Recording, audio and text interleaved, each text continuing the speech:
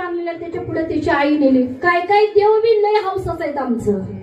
5 पायाचं लागतंय, जोडी लागत्या, ते बाळ आणि ते पिलू संघ लागतंय. असल्या देवासनी फक्त एकदा पंढरपूरला नेऊन आणा, सोडलं तरी चालते चंद्रभागेत. काही पाप लागणार नाही तुम्हाला. पाप करून जर एखाद्याला खुश करत असाल तर हा धर्म नव्हे, हा धर्म नव्हे. एखाद्याला दुखवून देवळात येत असाल हा धर्म नव्हे.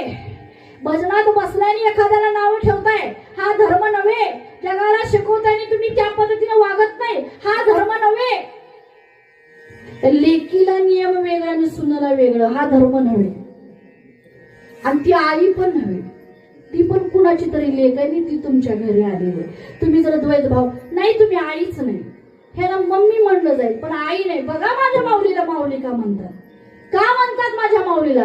श्री संत शिरोमणी ज्ञानोबा राया यांना जगाची आई माऊली म्हणलं जातं. का? भेदभाव नाही, सगळ्यांच्या हातात ज्ञानेश्वरी. पण माझी माऊली असे की ज्या आळंदीकरांनी त्रास दिला त्यांना पण जवळ केलं आणि त्याच आळंदीकरांना आज इतकं स्थान मिळवून दिलेलं आहे.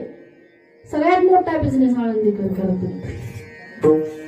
त्याला उपाशी नाही राहू दिलं, एवढी माऊलींची ताकद आहे महाराज. आणि जी कुणात भेदभाव करत नाही तिला आई म्हणतात. विठ्ठल विठ्ठल.